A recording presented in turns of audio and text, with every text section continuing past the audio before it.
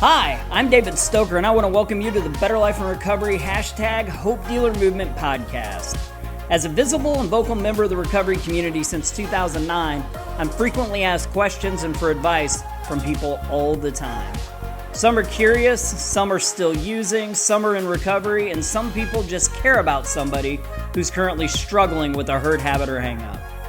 If people in my community have those questions, I guarantee that people everywhere are looking for answers as well. We started this podcast to give you answers and support, because not only is recovery real, it is amazing. Hope you enjoy the show. Welcome to another episode of Better Life and Recovery. I'm your host, David Stoecker. Today we're going to be talking about recovery, and in particular, pro-social activities and how they strengthen your recovery. I am dog tired right now. I just got done coming back from a float trip. It was our first float of the year. It was great, but we tend to be kind of insane.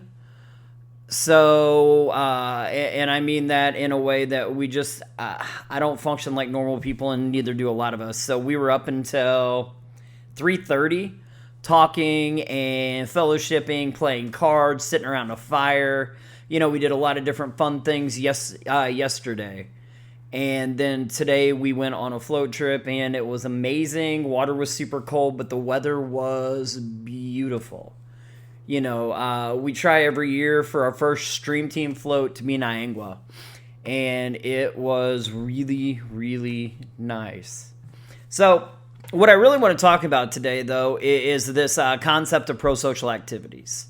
It's really been one of the foundations, one of the building blocks in my recovery, I think. And I think a lot of times people don't have solid recoveries because they don't continue to add things to their life. They reach a point where they kind of get complacent. I think that's one of the reasons that I see people that continue to go back. I see people that are miserable. Go to meetings and walk away thinking, whew, man, if that's what sobriety looks like after 5-10 years, I don't know if I'd want it if I was a brand new person coming in. You know what I mean? The life I have today is amazing. And a huge reason that my life today is amazing is because I've built a life worth living today. You know, I have made myself vital to my community today. I make my community a better place simply by being in it. So if you look at SAMHSA says that there's 4 major domains to recovery, and they talk about health, home, community, and purpose. What is your purpose? You know, I know we've talked about that in some of the podcast stuff we've done. We've talked about finding your purpose, right? That thing that makes you happy, that helps make society better, and that you're good at. And that's been a huge thing for me, is realizing that I like to do stuff. I always have. I think it's one of the reasons that I was really attracted to methamphetamine back when I was actively using, other than, you know, besides the fact that it was a solution to my trauma that was never addressed from all the childhood abuse I went through. I also found that it helped me stay awake, and I could get a lot of things accomplished, even though in all honesty, I never got anything accomplished. It was an excuse, right? But as I got sober, I started trying to figure out where I fit in. And I started trying to figure out how it was going to be different this time, because I had tried multiple times before. And each one of those times, I never spent more than 30 days out of treatments before I would go back to using. Never more than a month. I mean, literally, I think the longest that I went without using over the course of 25 years was right at 60 days. So I could never make it over that hump of 1 month out of a 30-day residential treatment. In fact, a lot of times I didn't last a week or two after I got out of there. And whenever I finally decided that, hey, this time I'm going to get sober, I'm going to stay sober, I realized that there were some things I needed to do that I really hadn't tried before. I had tried to I tried to stop using for other people. I had tried to stop using to make people proud of me. I had tried to stop using because I didn't want to go back to prison, because I really didn't want that prior and persistent 8.5-year sentence. I tried not using for everybody but me. And I've always said, I believe there's multiple pathways to recovery. Christ was a huge piece of mine, so that was one of the new things. But I'm not going to sit here and tell you as soon as I got saved, my life instantly became better. And all of a sudden, I didn't have any cravings, any problems, anything like that.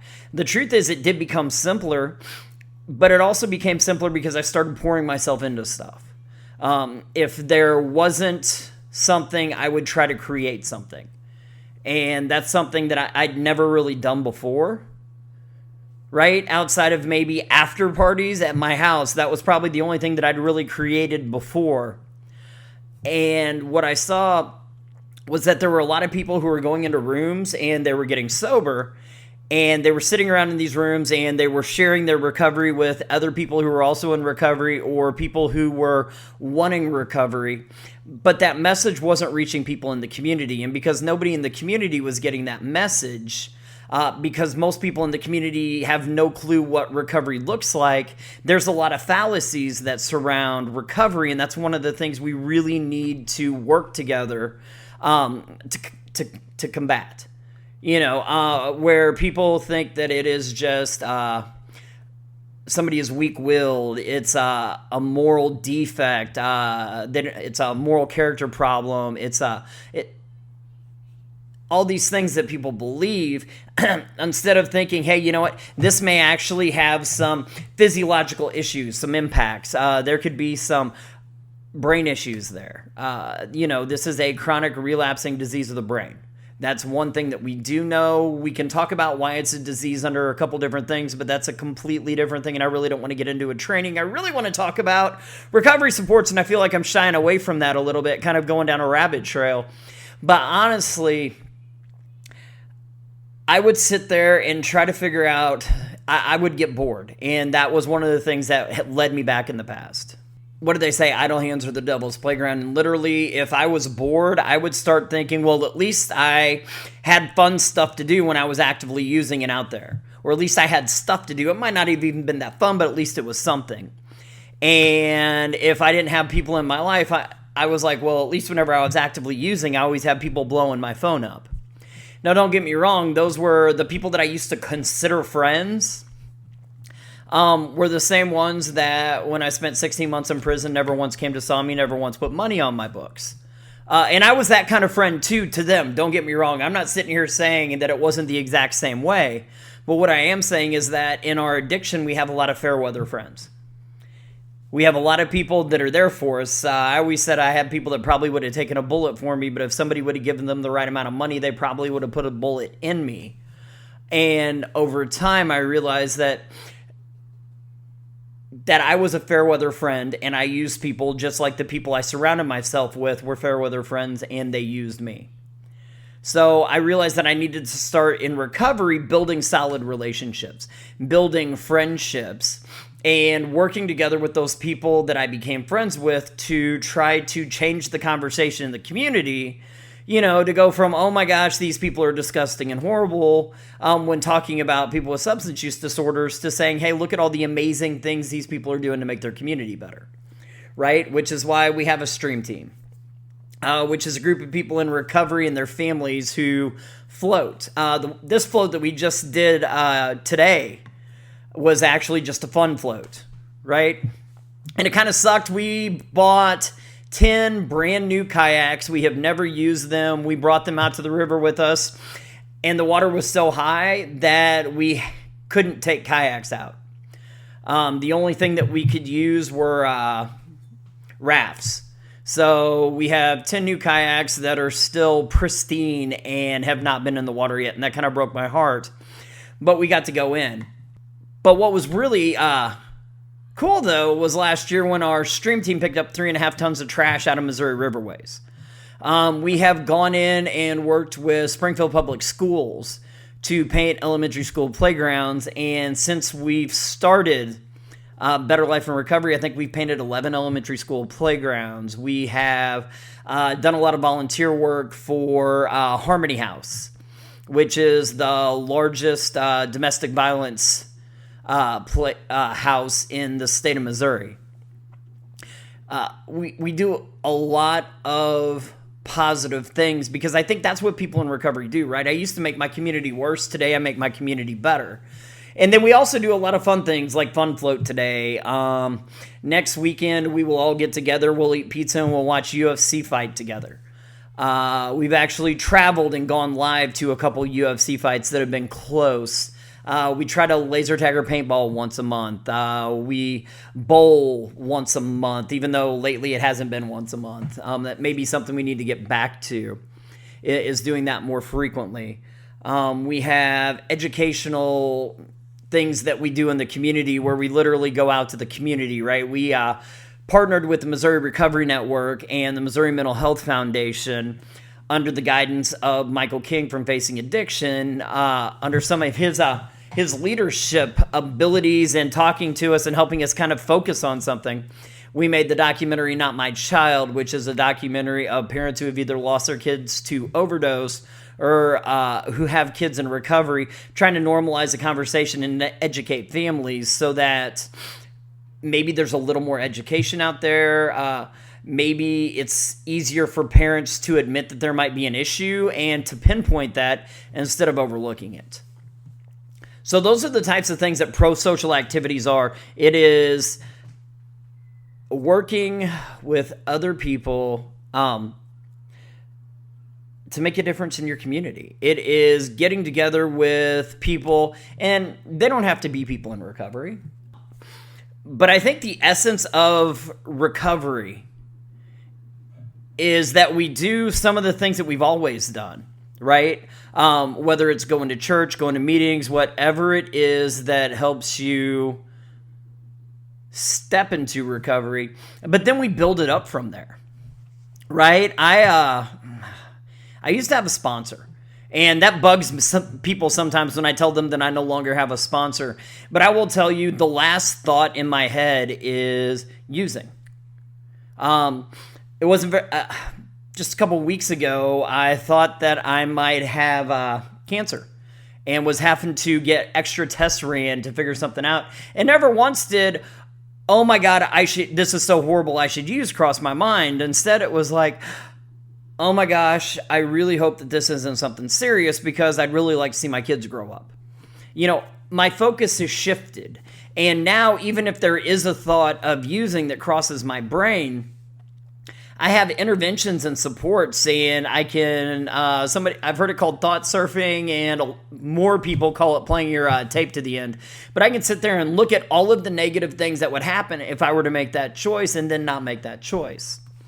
But eventually I got to a point where I think a sponsor should be somebody whose life I want in 5 years.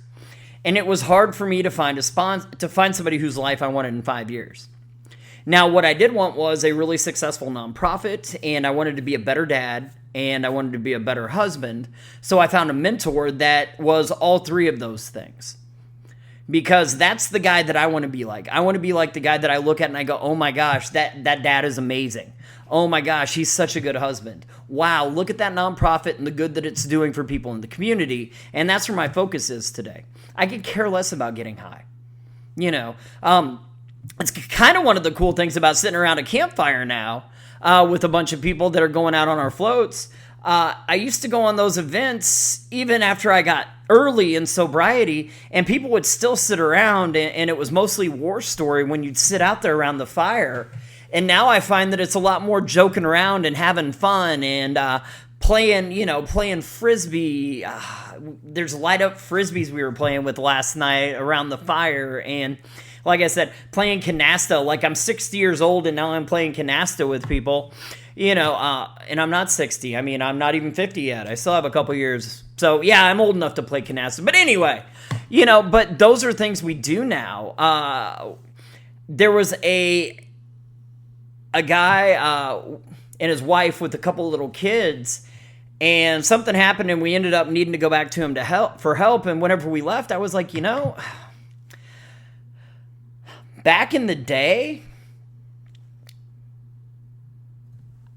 I don't know if I would have been nice to him, or if whenever I came to ask him for help, he would have told me to kiss off because of how I treated him. Now I treat people well, and I treat people with respect, and I respect others, and I'm trying to figure out ways to get people more active in their community. I'm trying to get people to refer to themselves more and more often in public as a person in long-term recovery instead of calling themselves a recovering addict. I'm trying to change some of that language. I always say I don't care what you call yourself in a meeting, but when you go out of that meeting, when I sit around in a meeting and I talk about, hi, my name's David and I'm a grateful recovering addict, if that was language that I were to choose to use, everybody in that circle knows exactly what that means.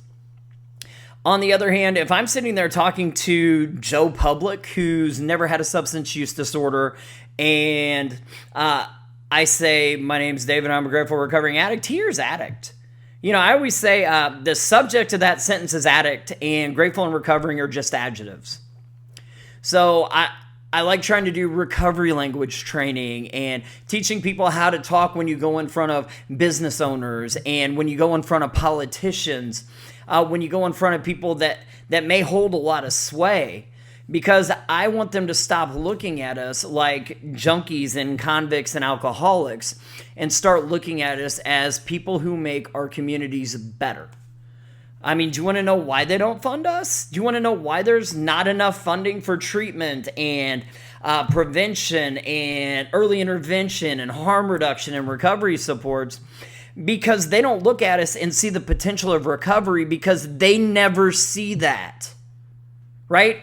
People don't recover out loud in community. They sit around in cliques and they recover in cliques, and then they don't go out in community and talk about it the way they should. In fact, sometimes people get caught up in this anonymity thing, and I will tell you now, anonymity doesn't mean that I can't talk about my recovery. Now, it may say that, hey, I can't go out and say, hi, my name's David, and I represent this mutual support group. Right? It also means that I'm no better than anybody else in that group. It also means that I'm not going to see somebody that I saw at a meeting, Walmart, and be like, hey, I saw you at that blah, blah, blah, blah, blah meeting talking about how much trouble you've been having not using heroin lately. Right? I mean, that's kind of what anonymity means. Anonymity doesn't mean that I can't talk about my recovery, and we need people to talk about their recovery. We need people to recover out loud in community and talk about all the amazing things that they're doing so that people will realize that we get better. I know when I was actively using and younger, the only people I knew who would use the drugs that I did and were no longer using were dead. And literally, I thought that was the only way I was ever going to stop using. Someday, I'm going to die, and then I will no longer be in this pain anymore. And to me, that was an amazing thing. To the point that, I've slashed both my wrists. To the point that, I've literally, on my birthday, I would sit there and play Russian roulette one time on my birthday. Every year. I remember making a deal with my sister after she found me unconscious with both my wrists slashed that I would never try to kill myself again. But I justified Russian roulette just on my birthday once a year. Because I'm like, it's not really suicide, it's fate or luck. So that's the level that I was to, because I never thought that I would be able to accomplish anything outside of substance use. I never thought that I would get sober. And we need people that are going out in community and sharing the fact that not only is recovery possible, it's stinking amazing. I have an amazing wife today. I have 2 wonderful kids. I have a career that I never would have dreamed that I would have.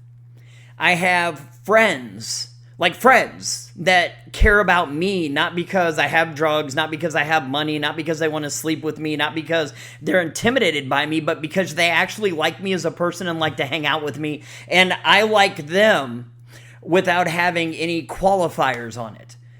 Right? I used to say I didn't take friends, I took hostages, right? I didn't make friends, I took hostages. And today, the friends that I have in my life, are amazing.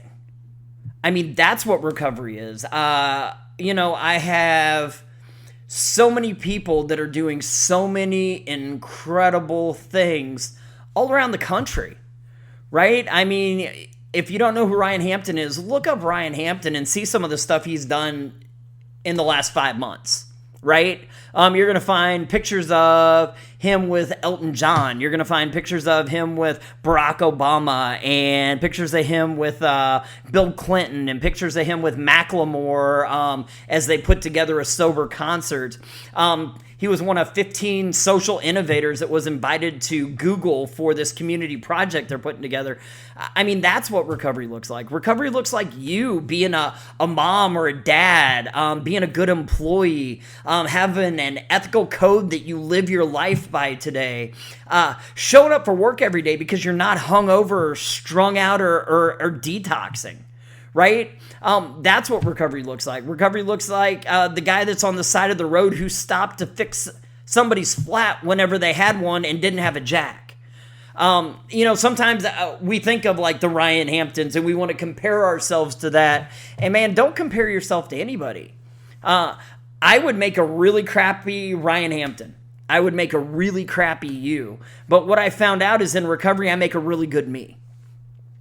And I'm able to make a really good me because I'm going out and living my recovery out loud, sharing it with other people, right? We're going back to the Hope Dealer Credo that says, if you have overcome something and you share that victory with other people to give them hope that they can get better too, you're a hope dealer. And I want an army of people out there dealing hope. It doesn't have to be substance use. It can be cancer survivors. It could be sexual abuse survivors. It could be people that have overcome pornography, gambling addictions, eating addictions, codependency, power and control issues. I mean, there's so many different things out there that people sit there and go, I will never get over this. Right? And they've tied that knot in their rope and they're holding on for dear life and they're about ready to let go and give up because they know they will never get better. And here you walk up and you share almost their exact same life story, except you have recovery and an amazing second chapter that you share with them. And all of a sudden that person goes, hey, you know what? Maybe if they can do it, I can do it too. Or we share it with that family member who has given up on their loved one. And after hearing our story, they say, you know what? Maybe I'll give them one more opportunity. So we need to be out there. And that's what pro-social is all about. It is about doing positive things in the community for the community and having fun in community. But it's all about community, and finding that purpose in your community. And I want your purpose to be advocacy and to be encouragement and to be that hope dealer. That's what I want for people. I want us to be out there sharing all these amazing things that we're doing. And I want you to be able to come with us on the float trips. Come with us to the laser tag. I mean, we had 17 people show up for this first float. I'd love to make it bigger. I've still saved a couple months. I would really love to partner with St. Louis, Kansas City, Cape Girardeau, Sykeston, and bring my group up to your group, and we'll float one of your rivers. Like St. Louis, we will float like the Merrimack or something, or go up to KC, Cape, one of those things, and float something down there, and then you can come join us on ours. Right? Because that's what this is all about, is us getting together. And the more people we have together, the louder our voice, the bigger our footprint, the harder it is for people to ignore all the amazing things people in recovery are doing. And we can change the stinking conversation overnight. Right? It can stop being, oh my gosh, I don't want, we've had something here in Springfield recently where neighbors are complaining about a recovery house in their community. I guarantee you if they knew 30 people like us, I guarantee you if they knew 5 people like me and you who are watching this that are killing recovery and doing an amazing job, they wouldn't have those problems. They wouldn't be like, oh my gosh, I don't want those people living next to me. They'd be like, oh my gosh, I'm not going to have to worry about these huge, loud parties every night. oh my goodness, I'm not going to have to worry about them being jacked up and running over my kid because when they're speeding out or speeding in, when my kid's playing outside, right? They're not going to have to worry about, oh my gosh, these people may steal something. Instead, they're going to be sitting there going, wow, these people make the community better. Look how nice their lawn is. I mean, if you look at some of these recovery residences, they've got the best lawn on the entire block. In fact, sometimes they are helping their neighbors mow lawns. Whenever they have elderly or disabled neighbors, they're going over there and doing it for them because that's what it looks like, because that's pro-social, because that is me finding a purpose, and my purpose is helping you and letting you know what recovery looks like. It looks amazing. And man, I see the names of the people who listen to this and watch this and engage with me, and I know what a lot of you guys are doing, and you guys are doing amazing things too. But man, if you're in Missouri, get a hold of me. If you want us to come visit you guys, get a hold of me, and we will come out there and we'll do something. Stream Team Flow, we'll meet up with you guys and put together some kind of a function or an event. And I'm not going to cap it with a certain name or group, as far as like a certain mutual respect group. Like I'm a CR person. I really like Celebrate Recovery. And there are a few other things that I'm really big on. I still like to go to 12-step meetings on occasion, but I'm not going to sit there and call it NA or AA or CR. I couldn't. Because I am not a representative of any of those. But B, why would I want to and marginalize other people? I want anybody and everybody that's in recovery or cares about somebody in recovery or cares about somebody with an active substance use disorder or somebody who has questions and wants to learn more. I want them all to feel welcome, right? I don't want them to go, well, man, my recovery is Jesus, so I don't feel like I can go there. Oh, you know what? Everything that I believe is out of the big book, so I don't think that I'd fit in there. If you're in recovery, or you care about recovery, or you have a little compassion and empathy for people, you fit in with anything and everything that we do, right? And we need you. Because like I said, the more of us there are, the harder it's going to be for people to ignore all the amazing things we do to make our community better. Because that's what recovery looks like. And I guess that's my message, really, is I'm exhausted. I probably rambled a lot because my brain is skewed because I stayed up till about 4 and I think I woke up at 6 last night. Because when you're sitting around a fire and you're talking, time flies really quick. And then when you walk in and somebody says, hey, want to play a game of canasta? You go, heck yeah, I want to play a game of canasta. And then when everybody else goes to bed and there's like 3 of you, and then you think, hey, let's play 3-handed canasta. I've never done that. Next thing you know, you're doing that too. All of a sudden it's 4 o'clock in the morning, you're laying down, and then you're like, crap, we got to wake up at 6 because we got to get pancakes and coffee and go floating. Fortunately, I sat there and watched other people make pancakes. I'm not going to lie. I was more than happy to lay there on my air mattress in this cabin that we rented out and let the people who had slept in a bed make the pancakes, and I did not feel guilty about it at all. Not one bit. Because I also enjoy letting other people be of service. I love that, right? Everybody needs to be of service. Everybody needs a purpose. I hope someday my purpose is more than just running my mouth, but right now I run my mouth a lot. And because of that, I've started to engage with a lot of other people and get a lot of other people involved in things that they wouldn't normally be involved in. Right? Like the Springfield Recovery Community Center. Last year, we had over 10,000 people come through the door. We had another 3,500 people engage with us at outside events. And this year, I'd like to see 15,000 people come through our door and 8,000 to 10,000 people engaged in outside events so that we can continue to spread this message of recovery and continue to let people know that it's not just about being financially secure, even though that is a piece of it, right? Being financially secure definitely takes away a lot of stress and pressure, depression, anxiety. It's not about having a roof over your head, even though that is also very, very important. That's a piece, right? But a lot of times people get this concept of clean. And clean just means that I am not actively using. I hate the word clean. I don't ever want to. I'm clean for like 5 seconds after I step out of the shower. And the rest of my day I'm in long-term recovery. Because clean just means abstinent. And if that's all you're shooting for is abstinence, I'm going to guarantee one of a couple things. You're either going to go back to old behaviors, or more often than not, you're probably going to be miserable. And 10 years from now, you're still going to be sitting around tables and talking at least once a month about how hard it was for you to not use. Right? I'm sorry. If you've got 10 years of recovery, and yet at least once a month, it's an active struggle where you feel the need to tell everybody about it because of how close you came to using, you're missing something in your life. People used to tell me that I'm not supposed to work other people's programs, but I'm a licensed clinical social worker, and I was a therapist for 8.5 years, so people paid me to work their programs.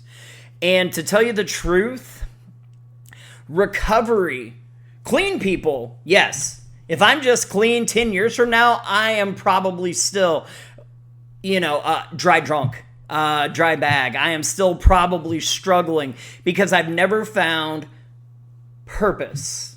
I may have found some community, and I feel that I can pour myself in that community, but I haven't truly found my purpose. Because I guarantee you, your purpose is so much more than just not using.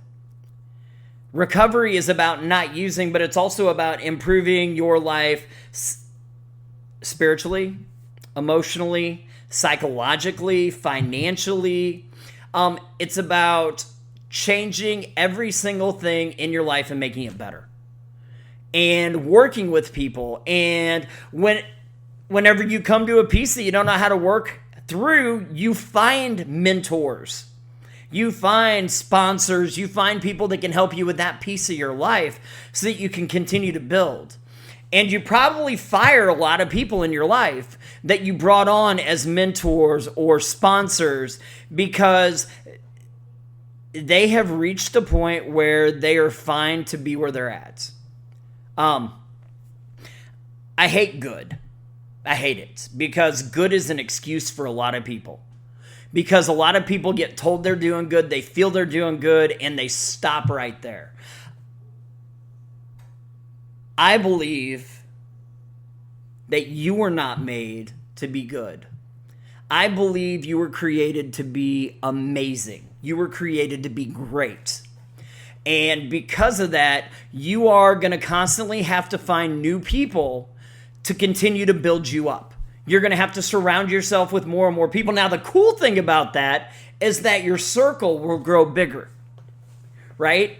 Unless you live your life like I do, and then it gets really confusing sometimes. I was talking to some people about this last week, and I talked about it again today. But somebody said this to me, and now I say it about myself because I struck a chord and they were right. My recovery looks different than a lot of people's, and I hope your recovery looks different too. It should be yours. But I was talking to somebody, and they're like, you're in a weird spot because you're too Jesus-y for the recovery people, and you're too recovery for the Jesus people. And it really struck a chord because I have people that are alienated because my recovery doesn't look exactly like theirs. And either I don't talk about a brand of recovery support the way I should, or I talk about God too much, or I don't talk about God enough, right? Or I don't talk about this recovery support, or I talk too much about this recovery support. So it's this weird place, I think, for a lot of us, which is why I believe in these inclusive events. When I bring in speakers for like the big annual float we do, I have at least 3 different fellowships that are represented there, and I'd like to get it to where it's 4 or 5 different speakers, each one of them having a different pathway to recovery, because we don't all recover on the same continuum, and I want everybody to feel welcome at everything that we do. I don't want to have an exclusive pro-social activity. I want every single pro-social activity we have to be fully inclusive and accepting so that anybody can walk in and not feel ostracized or alienated. I've said it before, I've said it again. If you are going to 12-step meetings and you're not using, guess what? You're in recovery. If you are going to Celebrate Recovery, church, living free, and you're not using, you're in recovery. If you are prescribed medication and you're not using, you're in recovery. If you are going to Smart Recovery or Life Ring and you're not using, you're in recovery. If you went to prison for 5 years and left there not using, you're in recovery. If you went to treatment and never used again, you're in recovery. And here's the part that a lot of people don't like. If, based on a SAMHSA definition of what recovery is, if you are using and you are practicing harm reduction techniques, you're in a form of recovery. You know, that one, man, blew my mind the first time Chad talked to me about that. It's a guy named Chad Sabora from St. Louis, and the first time he said that, it blew my mind. But the more I thought about it, based on the SAMHSA definition, it's self-directed. It is definitely somebody seeking to improve their life. There's so many different things in it that... But what I'm saying is I don't want people to feel ostracized. I don't know. I mean, I've gone through a lot of rabbit trails and everything else on this one because, like I said, I'm crazy tired. But I guess in summation, I just want to say, if you live in a community where there are not a lot of people in recovery that are going out in the community and doing positive things, start something. If you live in a community where there are people who are going out in the community in recovery and doing positive things, join that organization. And you might say I'm doing it just to, if my wife was listening, she would hate this. In fact, my boss with MRN would too. But, I mean, I'm not just saying this so I can pimp my own organization. But the honest to God truth is we need more people doing positive things in our community and talking about it in front of people that have never seen somebody in recovery. Because we have no idea whose opinion we could change. They could be lawmakers. They could be the neighbors that are saying, I don't want these people right NIMBY, not in my backyard. I do not want these people living next to me. Suddenly going, you know what? I don't care if these people live next to me because these people are amazing neighbors, and ever since they moved in, it's been quieter. In summation, recovery is recovery is recovery is recovery. We need to get along. We need to work together instead of against each other. There's enough people that are trying to fill our recovery full of holes. There's enough people who are trying to always look for the worst in us without us sitting there and looking for the worst in each other. You know, so that is my hope. My hope is that we can create these amazing networks, not just around Southwest Missouri, not just around Missouri, but around our entire country. You know, and I'm sure there's other people doing amazing things all around the world, but we need to bullhorn this out, and the best way we can do it is if we get people involved. So if you're doing something for your recovery and it's working for you, that's amazing. I would challenge you to do a little bit more. I would challenge you to engage in pro-social activities, to step outside of your comfort zone, because you don't grow in your comfort zone. And if you continue to do just what you're doing, you're not really going to grow that much from where you're at. And like I said, I will never be complacent. I don't know about you. Well, I do know about you. You were created to be amazing. So challenge yourself, continue to find new people and more people to add to your group to build you up. Remember that old saying, you show me your friends, I'll show you your future. Continue to add friends with better and better futures because they will pull you up to their level. In closing, I just want to thank you for listening to the podcast. Please join us every week for new episodes. If you want to connect with us further, if you have any questions, topics you'd like to hear in the future, or maybe would like to be on the podcast sometime, you can connect with us at betterlifeandrecovery.com. There's a Better Life and Recovery page on Facebook, or you can, we're on Twitter, BLIR_NPO. Also, this podcast is part of the Studio DNA Podcast Network. You can find out more about the network at studiodna.media. Thanks a lot. Y'all have a great week.